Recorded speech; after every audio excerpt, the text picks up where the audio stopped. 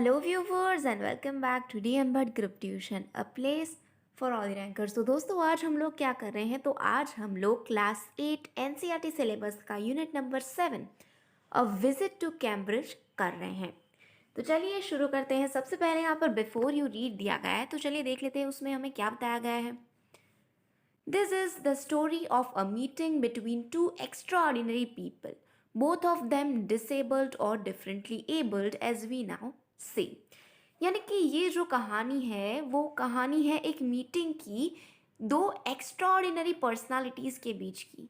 यानी कि दो एक्स्ट्राऑर्डिनरी लोग जो हैं वो एक दूसरे से मिल रहे हैं, मीटिंग कर रहे हैं, और वो दोनों ही कैसे हैं, तो भाई वो दोनों ही विकलांग हैं, यानी कि डिसेबल्ड है, कि जैसे हम आज के ज़माने में डिफरेंटली एबल्ड नाम से भी बोलते हैं। यानी कि जो हम नॉर्मल पीपल जैसे नहीं होते, थोड़े से हमसे अलग होते हैं, थोड़े से विकलांग होते हैं। लाइक कुछ विकलांग लोग होते हैं जिनके पैर काम नहीं करते, कुछ के हाथ काम नहीं करते, जबकि कुछ की पूरी बॉडी जो होती है वही पैरालाइज्ड होती है। तो यही डिफरेंटली एबल्ड जो पीपल हैं उनके बारे में बात की गई है इस लेसन में, कि कैसे दो लोग, जब दो डिफरेंटली एबल्ड लोग मिलते हैं और एक मीटिंग करते हैं। Stephen Hawking is one of the greatest scientist of our time. यानी कि स्टीफन हॉकिंस, जिसको आप सभी जानते ही हैं, जिनको आप सभी जानते ही हैं, जो कि बहुत ही महान साइंटिस्ट रहे हैं हमारे टाइम के। He suffers from a form of paralysis that confines him to a wheel chair.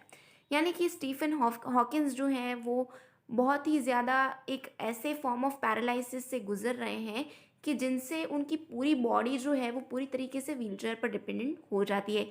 यानी कि उनको व्हील चेयर पर ही रहना पड़ता है, क्योंकि वो खड़े नहीं रह सकते, एज उनकी पूरी बॉडी जो है वो पैरालाइज्ड है।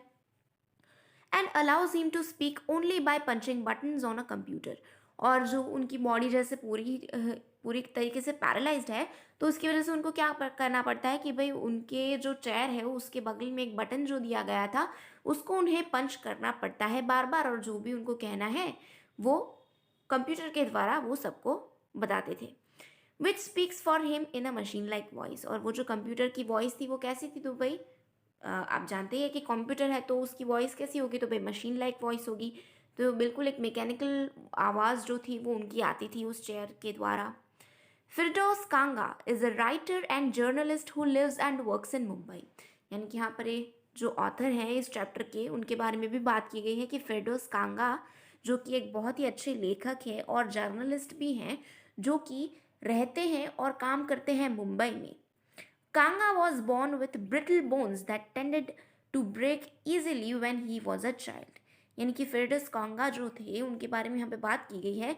तो उनको कौन सा डिसीज़ था, तो भाई वो जब से पैदा हुए थे तभी से उनको ब्रिटल बोन्स का डिसीज़ था। ब्रिटल बोन्स एक ऐसा डिसीज़ है कि भाई जिसमें क्या होता है कि जब इंसान छोटी उम्र का होता है तभी उसके बोन्स जो होते हैं वो ब्रिटल हो जाते हैं, यानी कि ईजिली ब्रेक हो जाते हैं, ऐसे हो जाते हैं। तो इसी की वजह से भाई वो भी लाइक व्हील चेयर में ही अपनी ज़िंदगी गुजारते हैं। The two great man exchange thoughts on what it means to live life in a wheel chair. यानी कि जब ये दो महान लोग जब मिलते हैं तो उन्होंने अपने सोच विचार जो थे उनकी अदला बदली की, कि कैसे जो लाइफ है, कैसे जो ज़िंदगी है वो एक व्हील चेयर पर बिताते हैं वो लोग। And on how the so called normal people react to the disabled. और वो इसके बारे में भी चर्चा करते हैं, इसके बारे में भी चर्चा करते हैं कि कैसे जो सो कॉल्ड नॉर्मल पीपल होते हैं, जो सिर्फ कहने के लिए नॉर्मल इंसान होते हैं, वो डिसेबल्ड के बारे में क्या सोचते हैं और क्या रिएक्शंस देते हैं। तो चलिए आगे बढ़ते हैं। ये तो बिफोर यू रीड हो गया। बिफोर यू रीड के बाद हमें क्या दिया गया है उसको भी हम एक बार देख लेते हैं। ये चैप्टर आपका यहाँ से स्टार्ट हो गया है, तो चलिए इसे देख लेते हैं। Cambridge was my metaphor for England. यानी कि कैम्ब्रिज जो था वो मेरा मेटाफर था इंग्लैंड के लिए। ऐसा कौन बताते हैं, तो भाई फिरदौस कांगा बताते हैं। यानी कि कैम्ब्रिज एक रिप्रेजेंटेटिव था इंग्लैंड का, ऐसा यहाँ पे बताया गया है कि भाई कैम्ब्रिज आप नाम सुनोगे तो आपको पता चल जाएगा कि हाँ भाई यहाँ पे इंग्लैंड की बात की गई है। तो इसलिए कैम्ब्रिज जो है वो पूरा रिप्रेजेंटेटिव सा बन गया है इंग्लैंड का। वैसी बात फिरदौस कांगा ने हमें यहाँ पे बताई है, तो इसलिए यहाँ पे बताया गया है कि कैम्ब्रिज जो है वो एक मेटाफर है इंग्लैंड के लिए। And it was strange that when I left it had become altogether something else because I had met Stephen Hawkins there। यानी कि फेड्रिक्स कांगा बताते हैं कि भाई जब मैं इंग्लैंड गया, जब मैं कैम्ब्रिज की विजिट पे गया, तो भाई मैं अपने दिमाग में यही सोच लेकर वहाँ पर गया था कि भाई इंग्लैंड जो है वो लाइक उसके अंदर कैम्ब्रिज ही है, यानी कि कैम्ब्रिज जो है वो पूरी तरीके से रिप्रेजेंटेटिव है इंग्लैंड का। बट जब जो राइटर थे फेड्रिक्स कांगा, जब वो रिटर्न करते हैं इंडिया को, तो भाई उनके तो पूरी विचारधारा जो थी वो पूरी ही बदल गई थी। यानी कि उनकी जो इंग्लैंड के बारे में पूरी जो सोच थी वो पूरी ही बदल गई थी, क्योंकि वो एक एक्स्ट्रा ऑर्डिनरी इंसान से मिलकर आए थे जिनका नाम स्टीफन हॉकिंस था। It was on a walking tour through Cambridge that the guide mentioned Stephen Hawking, a poor man who is quite disabled now, though he is a worthy successor to Isaac Newton, whose chair he has at the university. यानी कि ये जो writer थे faders कांगा, वो Cambridge गए थे, और आपने देखा होगा कि कैम्ब्रिज यानी कि आप कोई भी अगर साइट पे जाते हो तो वहाँ पे बहुत सारे गाइड्स जो हैं वो रहते हैं, जो कि आपको उन प्लेस के बारे में इंफॉर्मेशन देते हैं। लाइक ये प्लेस जो है वो कब बनी है, इसका यूजेज क्या है, यानी कि कौन सी जगह है, इसके की फीचर्स क्या हैं, वैसे सब जो गाइड थे वो बताते हैं। तो ऐसे ही एक गाइड जो है वो फेडर्स कांगा को मिलते हैं, और जो गाइड है वो बताते हैं कि भाई ये जो स्टीफन हॉकिंस जो हैं वो एक बहुत ही ज़्यादा पुअर मैन है। यहाँ पे गरीब इंसान की बात नहीं की गई है, बहुत ही बेचारे हैं, जो कि अभी तो बहुत ही ज़्यादा डिसेबल्ड हो गए हैं, इनकी विकलांग हो गए हैं, पर वो एक वर्दी सक्सेसर है आइजैक न्यूटन की। यानी कि यहाँ पे ये बताया गया है कि आइजैक न्यूटन के बाद अगर कोई सच में कैम्ब्रिज यूनिवर्सिटी के लायक था तो भाई वो तो सिर्फ और सिर्फ स्टीफन हॉकिंस ही थे, और अब आइजैक न्यूटन के बाद वही स्टीफन हॉकिंस जो है वो उनकी कुर्सी संभाल रहे हैं। यानी कि यहाँ पे बताया गया है कि भाई आइजैक न्यूटन को तो आप जानते ही हैं कि वो कितने बड़े साइंटिस्ट थे। आपने सुना है ना वो एप्पल वाला, एप्पल गिरा ट्री में से, अब याद आया आपको कुछ न्यूटन का?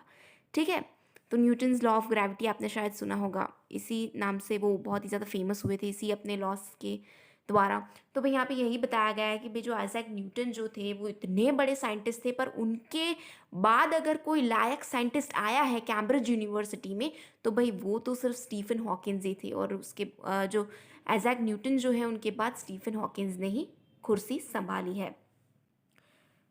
And I started because I had quite forgotten that this most brilliant and completely paralyzed astrophysicist, the author of A Brief History of Time, one of the biggest bestsellers ever, lived here.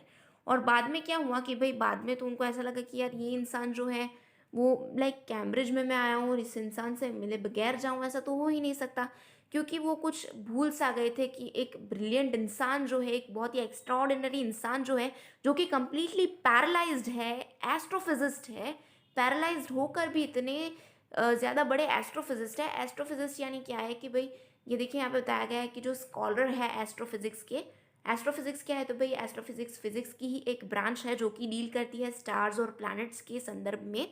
तो यहाँ पे ये बताया गया है कि भाई आप कैम्ब्रिज में आए हो फिर भी आप स्टीफन हॉकिंस को मिलने जा रहे हो, तो भाई ये तो बड़ी गलत बात हो गई है। तो यहाँ पे ही उनका बताया गया है कि वो पैरालाइज्ड है फिर भी एक बहुत ही एक्सीलेंट एस्ट्रोफिजिस्ट है, और तो और वो ऑथर भी है a brief history of time नाम की बुक की, one of the biggest sellers ever lived here. और ये भी बताया गया है कि जो ब्रीफ हिस्ट्री ऑफ टाइम नाम की जो उनकी बुक है वो एक बहुत ही अच्छी सेलर रही है यहाँ की, और स्टीफन हॉकिंस यहाँ पे रहते हैं ऐसा उन्होंने बताया है। When the walking tour was done, I rushed to a phone booth and almost tearing the cord so it could reach me outside, phoned Stephen Hawkins' house.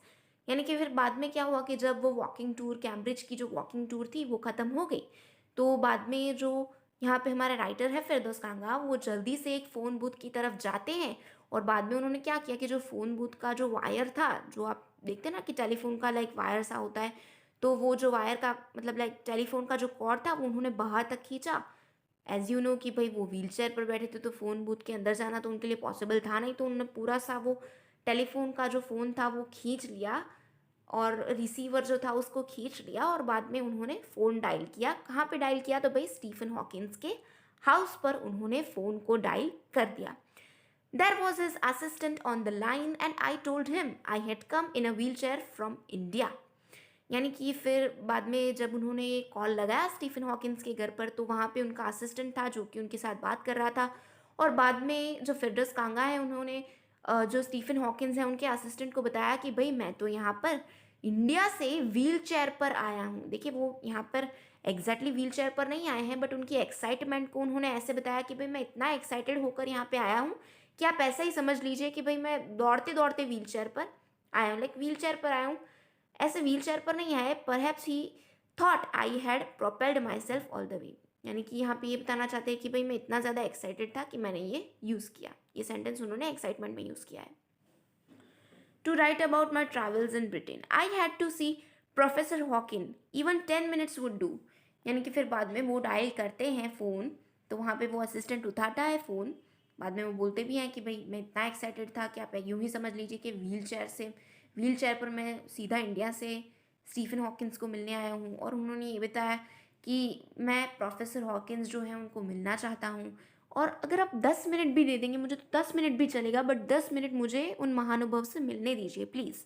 ऐसा वो रिक्वेस्ट करते हैं असिस्टेंट को। Half an hour he said, from 3:30 to 4। फिर बाद में जो उनके स्टीफन हॉकिंस के असिस्टेंट थे उन्होंने क्या बताया फिरदौस कांगा को कि ठीक है तुम बता रहे हो तो भाई हाफ एन आवर, आधा घंटा मैं तुम्हें दे सकता हूँ, ही सेड। और उन्होंने टाइमिंग क्या दिया, तो भाई 3:30 से 4 के बीच में आप स्टीफन हॉकिंस को मिल सकते हो, ऐसा फिरदौस कांगा को टाइमिंग दिया गया। फिर देखिए आगे, and suddenly I felt weak over और ऑल ओवर। यानी कि फिर बाद में क्या हुआ कि फिरदौस कांगा ने जैसे ही ये चीज़ सुनी तो भाई उनको तो काफ़ी ज़्यादा कमज़ोरी महसूस होने लगी। अब आप ही समझ लीजिए कि अगर आपका कोई फेवरेट एक्टर है या कोई भी फेवरेट एक्ट्रेस है, या फिर आप चलिए समझ लीजिए कि आपका कोई भी फेवरेट साइंटिस्ट है, या कोई भी फेवरेट कोई भी फेवरेट फिगर है, अगर आप उसको सीधा ही मैसेज करते हो, डीएम करते हो, या फिर सीधा कॉल करते हो और आप बोलते हो कि मुझे आपसे मिलना है, और वो सामने वाला इंसान बोल भी देता है कि हाँ ठीक है भाई तुम ये टाइम पे आ जाओ मुझसे मिलने, तो आपको क्या होगा भाई, आपको तो सरप्राइज होगा ही ना, आप तो एकदम चकित नहीं रह जाओगे। तो ऐसी ही कुछ हालत यहाँ पे फिरदौस कांगा की हो गई है, इसलिए वो काफ़ी ज़्यादा वीक फील कर रहे थे, थोड़ा सा कमज़ोरी उनमें आ गई थी। Growing up disabled you get fed up with people asking you to be brave. यानी कि आप जैसे जैसे विकलांग, मतलब आप विकलांग होते हो और आप जैसे जैसे बड़े होते हो तो आप लोगों की बातों से ऊब जाते हो। लोग हमेशा ही आपको ब्रेव रहने के लिए बोलते हैं, as if you have a courage account on which you are too lazy to draw check.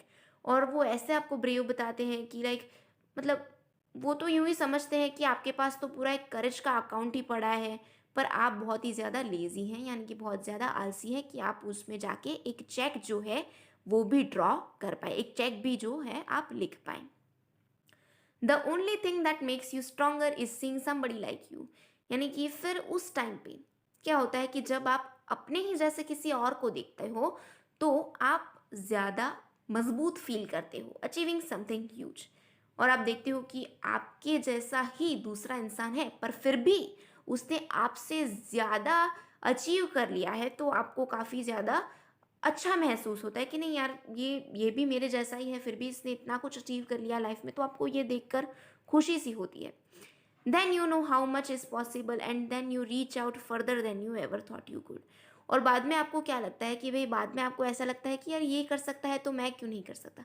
जैसे कि स्टीफन हॉकिंस भी, अगर आप उनका ही एग्जाम्पल, उनका ही उदाहरण ले ले तो भाई आज भी वो कितने सारे डिसेबल्ड पर्सन जो हैं उनके लिए एक इंस्पिरेशन है। लोग उनको देखकर सीखते हैं कि यार ये इंसान इतना ज़्यादा पैरालाइज्ड होकर भी इतना सब कुछ कर सकते हैं, तो भाई हम क्यों नहीं कर सकते। तो लोगों के अंदर एक जात, मतलब एक सॉर्ट ऑफ हिम्मत जो है वो पैदा हो जाती है, और वो लोग ऐसी चीज़ें कर बैठते हैं कि जो शायद वो लोग पहले नहीं कर सकते थे। I haven't been brave said he disembodied computer voice the next afternoon. और फिर बाद में वो टाइम आ ही जाता है कि जब फिरदौस कांगा और स्टीफन हॉकिंस की मीटिंग होती है। तो मीटिंग में देखिए कुछ ना कुछ बातें चल रही हैं, यहाँ पर सीधी जो कन्वर्जेशन है उसको ला दिया गया है, जो बीच का जो पार्ट है उसको यहाँ पे नहीं दर्शाया गया है, चैप्टर को शॉर्ट और स्वीट बनाने के लिए। तो चलिए देखते कन्वर्जेशन में स्टीफन हॉकिंस ने क्या बताया। स्टीफन हॉकिंस ने बताया कि भाई मैं कभी भी ब्रेव नहीं रहा। उनकी डिसएम्बॉडीड जो बॉडी थी उसने बताया, कंप्यूटर वॉइस ने बताया नेक्स्ट आफ्टरनून को। यहाँ पे हमें डिसएम्बॉडीड दिया गया है, उसका मतलब क्या होता है कि भाई जो बॉडी का नहीं होता है, एक एक्सटर्नल सोर्स का होता है। यानी कि कंप्यूटर वॉइस जो था वही जो फिरदौस कांगा था उनके साथ बात कर रहे थे, क्योंकि स्टीफन हॉकिंस तो खुद की वॉइस में बात नहीं कर सकते थे क्योंकि वो पैरालाइज थे। तो इसलिए उनकी जो कंप्यूटर वॉइस थी, जो कि थी तो उनकी, पर उनकी बॉडी में से नहीं आ रही थी, इसलिए यहाँ पे डिसएम्बॉडीड शब्द जो है उसका इस्तेमाल किया गया है। तो ऐसा वो बोलते हैं उनकी कंप्यूटर वॉइस में। आई हैव नो चॉइस, मेरे पास कोई विकल्प ही नहीं बचा था, स्टीफन हॉकिंस बताते हैं। श्योरली आई वॉन्टेड टू से living creatively with the reality of this disintegrating body was a choice. जो फ्रेडिस कांगा थे वो मन ही मन कहना चाहते थे कि इतना ज़्यादा क्रिएटिव वे में अपनी ज़िंदगी को जीना, अपनी रियलिटी को जान के भी कि आप इतने ज़्यादा डिसेबल्ड हो, आप इतने ज़्यादा पैरालाइज्ड हो, आपकी बॉडी जो है वो पूरी डिसइंटीग्रेटेड है, यानी कि कोई भी इंटीग्रेशन नहीं है उसमें, तालमेल नहीं है, वो भी तो एक चॉइस ही हुई। लाइक लोगों के पास दो चॉइसेस होती हैं, डिसेबल्ड पीपल जो होते हैं उनके पास दो चॉइस होती है। एक चॉइस होती है कि काम करके आगे बढ़ो, दूसरी होती है कि सबकी सिंपथी लो, राइट। बट उन्होंने क्या चॉइस की कि नहीं यार, मैं उन्होंने जो पूरा उनका करेज था वो लगा दिया और उन्होंने अपनी जो लाइफ थी उसको पूरा 100% दे दिया और इतने अच्छे मुकाम तक पहुंच गए। तो वो भी उनकी एक चॉइस ही हुई, right. But I kept quiet because I felt guilty every time I spoke to him, forcing him to respond. पर जो फेडिस कांगा जो थे वो कुछ बताते नहीं, ये सब मन ही मन बातें, मन ही मन में उनकी ये सब बातें चल रही थी, पर वो कुछ भी बोलते नहीं है स्टीफन हॉकिंस को, क्योंकि उन्हें थोड़ी सी गिल्टी फील हो रहा था, उनको थोड़ा सा ऐसा फील हो रहा था कि यार जब भी मैं बोलता हूँ तब मुझे लगता, उन फेडिस कांगा को लगता था कि मैं उनको फोर्स कर रहा हूँ बोलने को। क्योंकि क्या होता था कि स्टीफन हॉकिंस जो थे उनको बोलने के लिए काफ़ी ज़्यादा संघर्ष करना पड़ता था, उनको जो बटन जो था उसको पंच करना पड़ता था बार बार। तो ये सब फेडिस कांगा से देखा नहीं जा रहा था और वो नहीं चाहते थे किसी को भी ऐसे परेशान करना, खाली फोकट में ट्रबल देना, वो वैसा फेडिस कांगा नहीं चाहते थे। तो इसलिए वो कुछ ज़्यादा बोल नहीं रहे थे ताकि स्टीफन हॉकिंस जो थे उनको कम परेशानी पहुँचे रिस्पॉन्ड करने में। There he was tapping at a little switch in his hand, trying to find the words on his computer with the only bit of movement left to him. और बाद में जब वे उनकी तरफ देखते हैं तो वो देखते हैं कि वो स्टीफन हॉकिंस जो हैं वो अपनी जो बटन है उस पर टैप कर रहे हैं, जो लिटिल स्विच है उसको दबा रहे हैं उनके हाथों से, और वो ट्राई कर रहे हैं कि वो कंप्यूटर में वर्ड्स फाइंड कर सके। थोड़ी सी ही मोमेंट उनकी हाथों में बची थी। हिज लॉन्ग पेल फिंगर्स, और उनकी जो पेल फिंगर्स थी, हम कहते हैं ना पूरी उनकी बॉडी पैरालाइज थी, सिर्फ उनके फिंगर्स ही चल रहे थे। तो काफ़ी ज़्यादा धीरे धीरे मूवमेंट करके वो कन्वर्जेट करने की कोशिश कर रहे थे।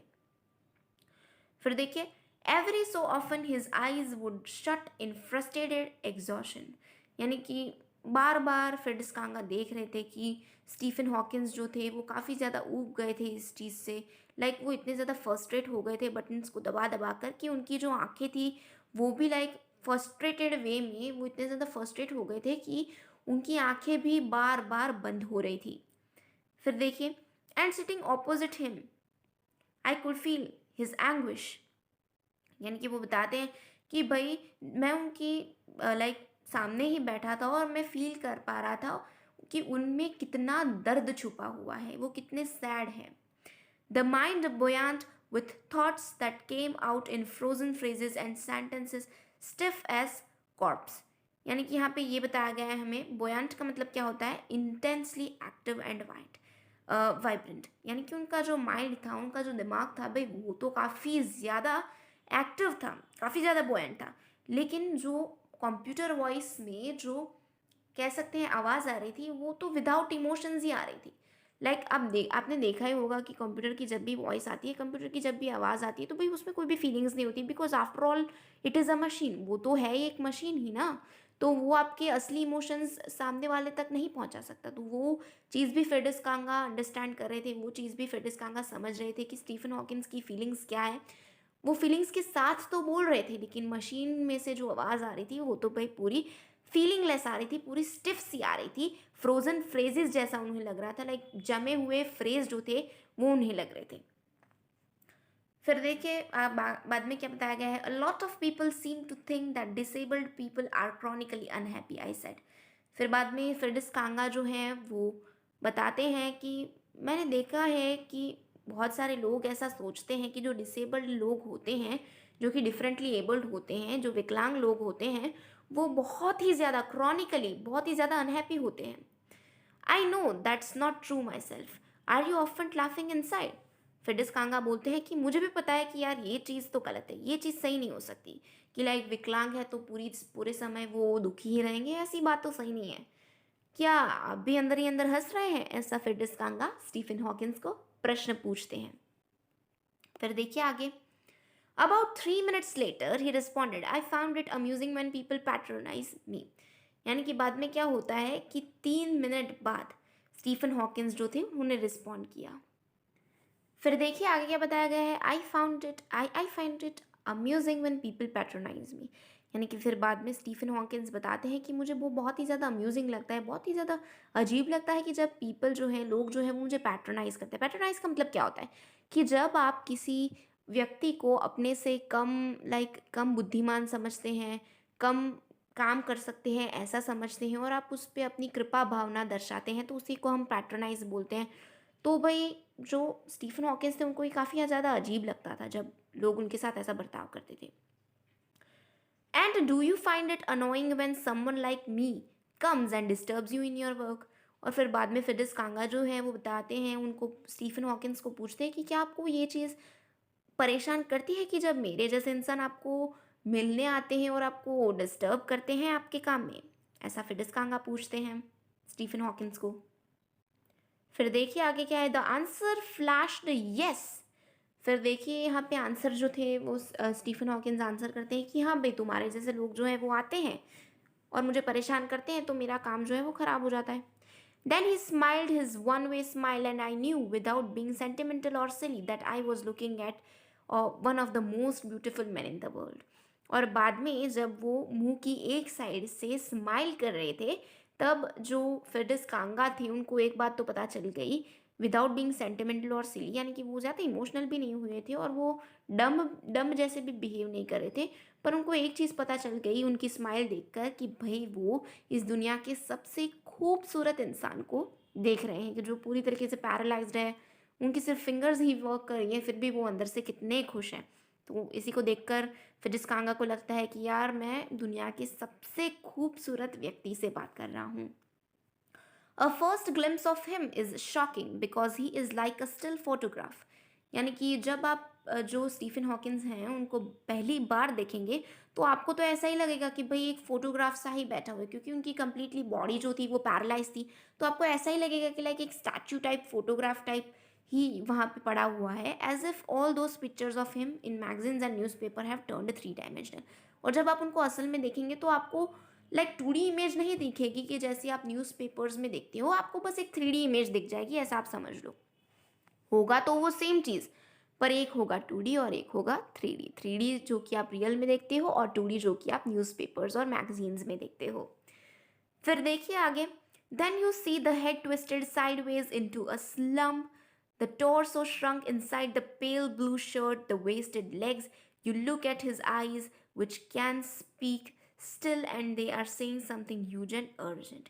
यानी कि फिर बाद में आप देखते हो, पहले तो आप उनकी 3D इमेज देख लेते हो, बाद में आप देखते हो कि उनका हेड जो है वो एक साइड ट्विस्ट है, एक साइड मुड़ा हुआ है, और torso shrunk inside the pale blue shirt, यानी कि उनका जो मुंह जो है और उनकी जो बॉडी जो है वो आपको अलग नहीं लगेगी, लाइक एकदम ही जुड़ी हुई सी लगेगी। अपर पार्ट ऑफ द जो बॉडी है उसको यहाँ पे टॉर्सो बोला गया है, तो आपको वो कुछ भी अलग नहीं लगेगा, आपको सब कुछ लाइक एक ही पार्ट लगेगा, राइट, जो कि पेल ब्लू शर्ट में पड़ा हुआ है। और तो और उनके जो लेग्स जो हैं वो भी आप देखेंगे जो एकदम स्टिल पड़े हुए हैं काफ़ी सालों से, और जब आप उनकी आंखों में देखेंगे तो आपको लगेगा कि उनकी आंखें जो हैं वो बोल पा रही हैं, वो स्टिल है फिर भी बोल पा रही हैं, और आपको लगेगा कि वो कुछ ऐसी बात बता रही हैं कि जो काफ़ी ज़्यादा अर्जेंट है और काफ़ी ज़्यादा इम्पोर्टेंट है। फिर देखिए, it is hard to tell what, पर आप बता नहीं सकते उनकी आंखें देखकर कि वो क्या कहना चाहते हैं। But you are shaken because you have seen something you have never thought could be seen. पर आप जो हैं वो एक टाइप से लाइक अचंभित रह जाते हैं ऐसी चीज़ों को देखकर कि जो कभी भी आप नहीं देख सकते। फिर देखिए, before you like a lantern whose walls are worn so thin you glimpse only the light inside is the incandescence of a man.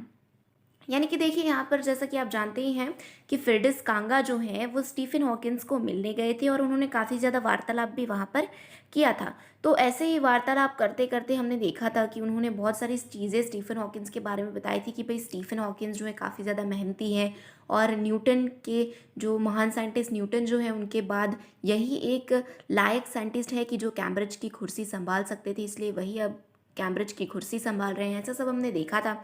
तो यहाँ पर हमें ये बताया गया है कि भाई स्टीफन हॉकिंस जो थे ना वो एक लैंटर्न की तरह थे। लाइक उनका सिर्फ हम सोल ही देख पा रहे थे, भले ही वो पूरे स्टिल थे, भले ही वो कोई मूवमेंट नहीं कर पा रहे थे, लेकिन फिर भी आप सीधा उनके अंदर की जो लाइट है, उनकी इनर सोल की जो लाइट है वो देख पा रहे हैं। जैसे कि ये आपने देखा होगा कि लैंटर्न के आगे जो होती है वॉल्स होती है पतली पतली ग्लास की, लेकिन वो स्टीफन हॉकिंस में दिख ही नहीं रही थी। उनका इनर जो ग्लो था, उनकी आत्मा की जो शाइन थी, वही हम देख पा रहे थे। फिर देखिए आगे क्या है। The body almost irrelevant exist only like a case made of shadows. यानी कि जो उनकी बॉडी थी उन उसमें कुछ लाइक था ही नहीं, लाइक वो एकदम इरेलीवेंट चीज़ थी। जो भी था वो सब कुछ अंदर था। उनका सोल जो था वो इतना बढ़िया था, उनका सोल जो था उसमें से लाइक हम कह सकते हैं चमकता हुआ सोल था, ग्लोइंग सोल था कि जो हर कोई देख पा रहे थे। फिर देखिए उसके बाद क्या बताया गया है हमें। So that I no believer in eternal souls know that this is what each of us is everything else and accessory. यानी कि इससे हम स्टीफन हॉकिंस को जब हम देखते थे तो हम एक बात तो उनमें से मेकआउट कर ही लेते थे कि भाई यार ये जो हाथ पाँव और वो सब है, वो सब तो भाई एक एसेसरी ही है। यानी कि ये सब चीज़ें कुछ काम की नहीं। जो काम का है वो है आपका सोल। आप कैसे दिखते हो, आप कैसे हो, आप पैरालाइज्ड हो या फिर आप डिसेबल्ड हो, उससे कोई फ़र्क नहीं पड़ता है। फ़र्क किस चीज़ से पड़ता है कि आपका दिल कैसा है, आपका दिल साफ़ है या फिर आपका दिल दूसरों से अलग है, या फिर आपका दिल थोड़ा लाइक अच्छा नहीं है। आपको खुद ही पता है राइट आपका दिल कैसा है। तो भाई जो भी है वो इनर सोल का है सब कुछ। जैसा आपका दिल है वैसे आप हो, जैसा आपका कवर है वैसा आपका दिल है, ऐसा नहीं होता है राइट। तो इसलिए ही बोला जाता है कि कभी भी आपको किसी भी बुक को उसके कवर से जज नहीं करना चाहिए। तो ऐसे ही यहाँ पे बताया गया है कि भाई बाहर की चीज़ों तो सिर्फ एसेसरी है, जो भी है वो अंदर ही है, अपने सोल में ही है। फिर देखिए आगे क्या बताया गया है। What do you think is the best thing about being disabled. यानी कि भाई आपको क्या लगता है कि डिसेबल्ड होने की, डिफरेंटली एबल्ड होने की सबसे खास चीज़, सबसे बेस्ट चीज़ कौन सी है। I I had asked him early. यानी कि मैंने उनसे पूछा था। I don't think there is anything good about being disabled. यानी कि जो स्टीफन हॉकिंस हैं वो बताते हैं कि मुझे नहीं लगता कि कोई भी चीज़ अच्छी है डिसेबल्ड, डिफरेंटली एबल्ड होने के, विकलांग होने के बारे में। विकलांग होना कोई अच्छी चीज़ तो बिल्कुल नहीं है। I think I said you do discover how much kindness there is in the world. Stephen Hawkins ये भी बताते हैं कि जब आप डिसेबल्ड होते हैं, जब आप डिफरेंटली एबल्ड यानी कि विकलांग होते हैं, तब आप डिस्कवर करते हैं कि ये जो दुनिया है उसमें कितनी इंसानियत यानी कि कितनी काइंडनेस बची हुई है। Yes, he said. It was a disadvantage of his voice synthesizer that uh, it could never convey no inflection, no shades or tone. यानी कि स्टीफन हॉकिंस जो हैं वो बताते हैं लाइक मतलब फ्रेडस कांगा जो है वो यहाँ पे हमें बता रहे हैं कि भाई वो मशीन जो थी उसका एक ही एक्सेप्शन क्या था, यानी कि उसकी एक ही हम कह सकते हैं गलती क्या थी कि भाई वो जो साउंड का जो इन्फ्लेक्शन जो था उसको माप नहीं सकता था। लाइक व्यक्ति जो स्टीफन हॉकिंस है वो एक्साइटमेंट में बोल रहे हैं या सैड मूड में बोल रहे हैं, कौन से मूड में बोल रहे हैं वो ही आप मेकआउट नहीं कर सकते थे राइट। तो जो फ्रेडस कांगा थे उनको पता नहीं चल रहा था कि स्टीफन हॉकिंस ये चीज़ें सैडली बोल रहे हैं या फिर हैप्पीनेस में बोल रहे हैं या फिर एक्साइटमेंट में बोल रहे हैं या फिर सार्कास्टिक वे में बोल रहे हैं। उनको कुछ भी पता नहीं चल रहा था कि उनके इमोशंस कैसे हैं। फिर देखिए उसके बाद क्या है। And I could not tell how enthusiastically he agreed with me. और मैं फिर कांगा हमें ये बताते हैं कि मैं बता नहीं सकता था कि वो कितनी ज़्यादा मेरी बात से सहमत थे। Every time I shifted in my chair or turned my wrist to watch the time I wanted to make every one of our 30 minutes count. यानी कि जब भी जो फ्रेडस कांगा जो थे वो थोड़े कंफर्टेबल होने के लिए अपने चेयर में थोड़ा कंफर्टेबली बैठने के लिए शिफ्ट होते थे, और जब वो अपनी रिस्ट वॉच को घुमाकर टाइम को देखते थे तो भाई वो यही सोचते थे कि भाई मुझे एक एक मिनट का यूटिलाइजेशन जो है वो अच्छे से करना है, एक एक मिनट का मुझे पूरा का पूरा यूज़ करके इस इंटरव्यू को बहुत ही ज़्यादा खास बनाना है। I felt a huge relief and exhilaration in the possibilities of my body. How little it mattered that I would never walk or even stand. यानी कि उनको जब वो स्टीफन हॉकिंस के साथ बात कर रहे थे तो उनको इतना ज़्यादा अच्छा फील हो रहा था कि लाइक हाँ, ये इंसान जो है वो भी मेरे जैसे हैं और उन्होंने इतना कुछ अचीव कर लिया है अपने लाइफ में। कभी वो चल नहीं पाए हैं, ना कभी उठ पाए हैं, फिर भी देखिए कितना कुछ अचीव कर लिया है लाइफ में। फ्रेडिस कांगा अंदर ही अंदर सोच रहे थे। I told him how he had been an inspiration beyond a cliche for me and surely for others. Did that thought help him? यानी कि क्लीचे का मतलब क्या होता है कि फ्रेज और idea used so often that it loses it's meaning. कोई ऐसा फ्रेज या कोई ऐसा आइडिया कि जो इतनी सारी बार यूज़ किया गया हो कि उसका कुछ मीनिंग ही ना रहा हो। तो जो फ्रेडिस कांगा हैं वो स्टीफन हॉकिंस को बताते हैं कि कैसे स्टीफन हॉकिंस उनके लिए हमेशा से ही एक इंस्पिरेशन रहे हैं, इंस्पिरेशन से ज़्यादा रहे हैं। और हाँ, उनके लिए ही नहीं, बहुत सारे डिसेबल्ड यानी कि विकलांग व्यक्तियों के लिए स्टीफन हॉकिंस जो हैं वो बहुत ही बड़ी इंस्पिरेशन यानी कि प्रेरणा का स्रोत रह चुके हैं। Did that thought help him? यानी कि क्या उनको ये विचार मदद करता था? क्या वो ये सोच के खुश होते थे कि हाँ यार, मेरे जैसे लोग जो हैं वो मुझसे इंस्पिरेशन ले रहे हैं और हाँ कुछ ना कुछ काम कर रहे हैं? तो ऐसा जो सवाल है वो फ्रेडिस कांगा स्टीफन हॉकिंस से पूछते हैं। No, he said, and I thought how foolish I was to ask. अब स्टीफन हॉकिंस तो यस ही बोलेंगे ना यार, उनको तो अच्छा ही लगेगा ना कि दूसरे लोग उनसे इंस्पिरेशन ले रहे हैं और अच्छा काम कर रहे हैं, तो उनको तो अच्छा ही फील होगा ना। बट उन्होंने सार्कास्टिकली नो बोला कि नहीं नहीं, मुझे तो अच्छा नहीं लगता। ऐसा सार्कास्टिकली उन्होंने बोला। सार्कास्टिकली मतलब थोड़ा टॉन्ट मार के बोलते हैं ना, लाइक दैट। उन्होंने उस वे में बोला कि नहीं नहीं भाई। फिर फ्रेडिस कांगा को पता चला कि हाँ यार, मैं भी कैसा सवाल पूछ रहा हूँ, उनको बिल्कुल ही अच्छा लग रहा होगा कि लोग उनसे इंस्पिरेशन ले रहे हैं और कुछ कर रहे हैं अपनी लाइफ में। When your body is a claustrophobic room and the walls are growing narrower day by day, it doesn't do much good to know that there are people outside smiling with admiration to see you breathing still. यानी कि फिर जो Stephen Hawkins जो थे वो बताते हैं कि जब आपकी बॉडी एक क्लॉस्ट्रोफोबिक रूम की सिचुएशन में होती है। क्लॉस्ट्रोफोबिक का मतलब क्या होता है कि एक बहुत ही स्मॉल और सफोकेटिंग रूम जो होता है ना, जो कि अबनॉर्मल होता है नॉर्मल सिचुएशन से, तो उसे हम क्लॉस्ट्रोफोबिक बोलते हैं। क्लॉस्ट्रोफोबिया भी आता है, यानी कि उसमें आपको क्या लगता है कि अगर आपको किसी बंद रूम में बंद कर दिया जाता है तो आपको घुटन होने लगती है, आप सफोकेट होने लगते हो। कई कई लोगों को एलिवेटर्स में भी तकलीफ होती है क्लॉस्ट्रोफोबिया के चलते। तो स्टीफन हॉकिंस यहाँ पर यही बताते हैं कि यार, आप सोचिए कि ये एक आपकी बॉडी जो है वो एक क्लॉस्ट्रोफोबिक रूम में है और जो वॉल्स जो हैं, जो दीवारें जो हैं वो नैरो और पतली होती जा रही हैं दिन प्रतिदिन। तो भाई आपको ये सोच के ज़्यादा खुशी नहीं होगी कि बाहर भी कुछ लोग हैं जो कि आपको देखकर स्माइल कर रहे हैं कि भाई हाँ, ये जो इंसान है वो अभी भी अपनी ज़िंदगी से लड़ रहा है, अभी भी सांस ले रहा है। फिर देखिए उसके बाद क्या बताया गया है। एक minute. Yes.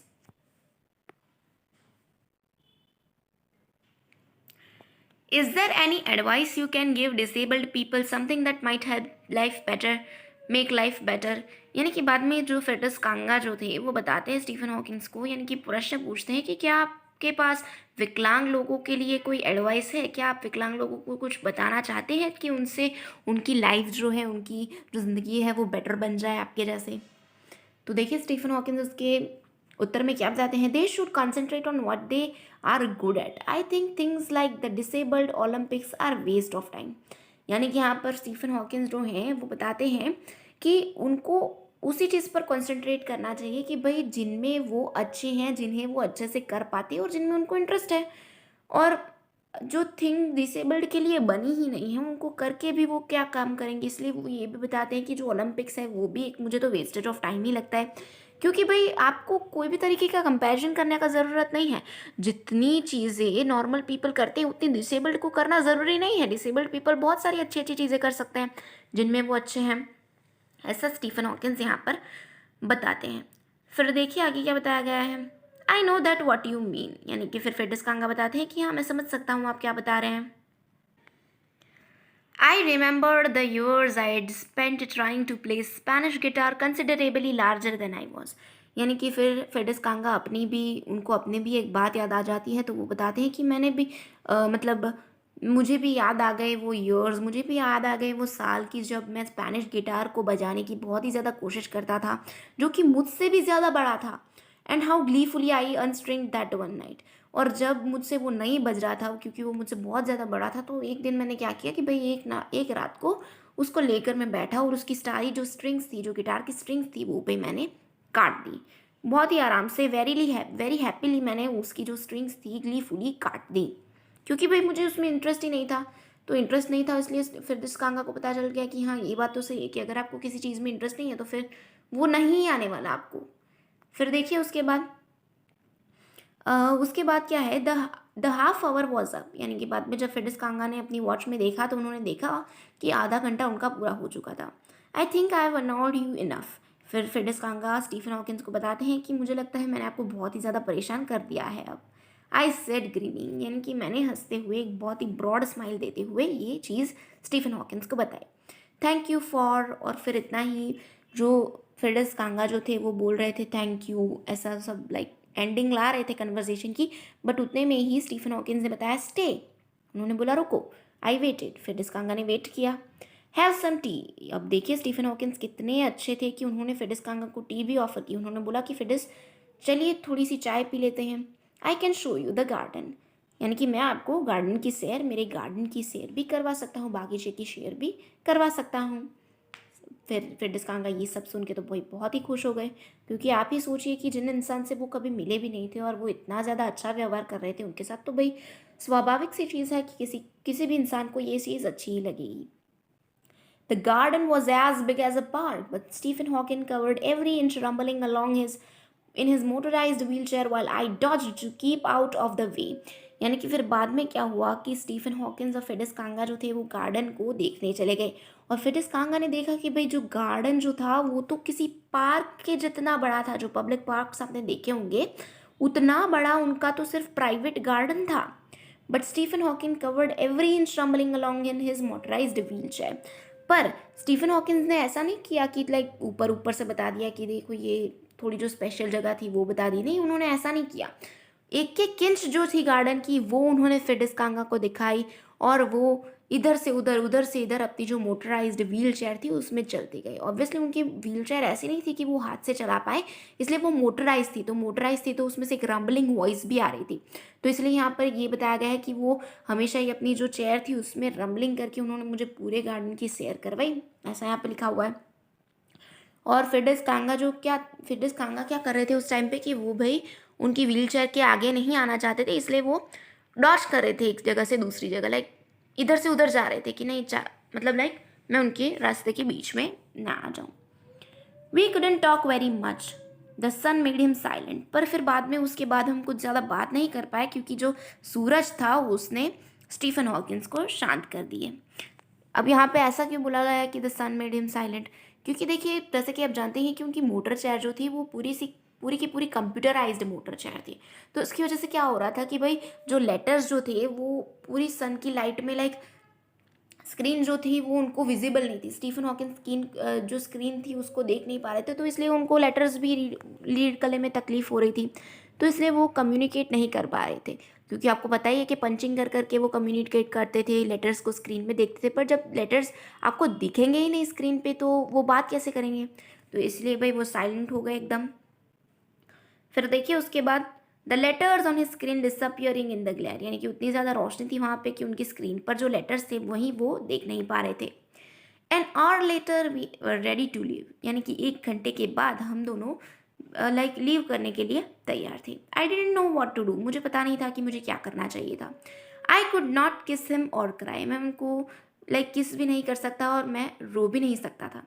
I touched his shoulder and wheeled out into the summer evening, यानी कि मैंने उनकी जो कंधा था उस पर हाथ रखा और बाद में मैं वहाँ से निकल गया। I looked back and I knew that he was waving, यानी कि जब मैंने पीछे देखा तो मुझे लगा कि हाँ कहीं ना कहीं वो भी अंदर से अंदर लाइक मुझे बाय बोल रहे हैं, मुझे लाइक वेव कर रहे हैं बाय बोलने के लिए। मुझे पता था ये चीज़, पर वो कर नहीं रहे थे। Watching him, an embodiment of my bravest self, the one I was moving towards, the one I had believed in for so many years alone, I knew that my journey was over for now. यानी कि बाद में क्या हुआ कि जब मैं उनको देख रहा था तो मुझे ऐसा लगा कि कहीं न कहीं मैंने अपनी जो ब्रेवेस्ट साइड है, अपनी जो सबसे बहादुर वाली फ़ेस है उसको डिस्कवर कर लिया था। मैं खुद को उनके अंदर देख पा रहा था और मुझे ये पता चल गया कि हाँ, जब हम खुद पर विश्वास रखेंगे तो हम कुछ भी कर सकेंगे। इसलिए मैं अब तो लीव कर रहा था, सिर्फ़ अभी के लिए लीव कर रहा था और अभी मेरी ज़िंदगी में बहुत कुछ करना मुझे बाकी था, ऐसा उनको फिडेस कांगा को वहाँ पर रियलाइज़ हो गया।